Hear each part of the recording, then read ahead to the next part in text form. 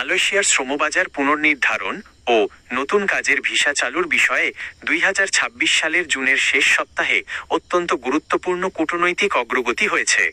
আপনি যে খবরটি দেখছেন সেটি মূলত বাংলাদেশ ও মালয়েশিয়ার মধ্যকার উচ্চ পর্যায়ের দ্বিপাক্ষিক বৈঠকেরই একটি অংশ। অফিসিয়াল সূত্র ও ইমিগ্রেশন বিভাগ থেকে পাওয়া 2026 সালের সর্বশেষ মালয়েশিয়া ভিসা আপডেট নিচে তুলে ধরা হলো। 1. উচ্চ পর্যায়ের কূটনৈতিক বৈঠক ও সর্বশেষ অগ্রগতি।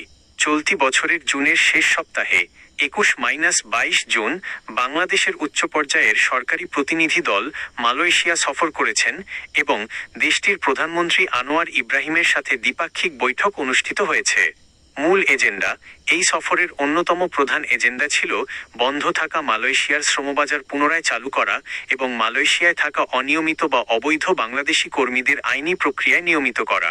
প্রতিনিধি দলের বৈঠক: দুই দেশের যৌথ ওয়ার্কিং গ্রুপের জয়েন্ট ওয়ার্কিং গ্রুপ প্রতিনিধি দল খুব শীঘ্রই ঢাকায় চূড়ান্ত বৈঠকে বসবেন, যার মাধ্যমে কর্মী নিয়োগের নতুন রোডম্যাপ বা এমওইউ চূড়ান্ত রূপ পাবে। 2.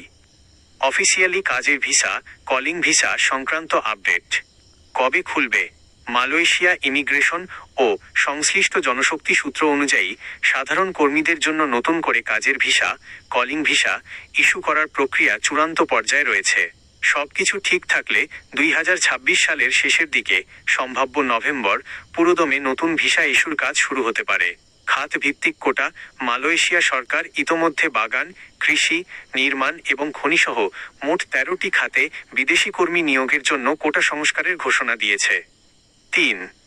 ই ভিসা ও ইমিগ্রেশন কড়াকড়ি। ভিসা আবেদন ও সতর্কতা: ঢাকাস্থ মালয়েশিয়ান হাইকমিশন থেকে জানানো হয়েছে, দালালি বা থার্ড পার্টি এজেন্সির মাধ্যমে ই ভিসা আবেদন করার কারণে অনেক যাত্রী ইমিগ্রেশনে সমস্যার সম্মুখীন হচ্ছেন। তাই ভ্রমণ বা ব্যবসায়িক ভিসার জন্য সরাসরি অফিসিয়াল ই ভিসা পোর্টাল ব্যবহার করার নির্দেশনা দেওয়া হয়েছে। ভুল বা অসঙ্গতিপূর্ণ তথ্য দিলে স্থায়ী ব্ল্যাকলিস্টের ঝুঁকি থাকে। এক্সপ্যাট বা প্রফেশনাল ভিসা: 1 জুন 2026 থেকে মালয়েশিয়ার expatriate pass, employment pass category আইআইআইআইআই এর ন্যূনতম বেতন কাঠামো ও নতুন রুলস কার্যকর করা হয়েছে।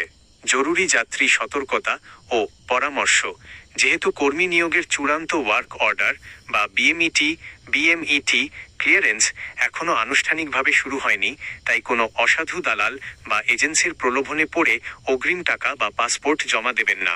যে কোনো লেনদেনের আগে অবশ্যই প্রবাসী কল্যাণ মন্ত্রণালয় বা বিএমইটি এর অফিসিয়াল নোটিশ দেখে নিশ্চিত হয়ে নেওয়া বুদ্ধিমানের কাজ হবে।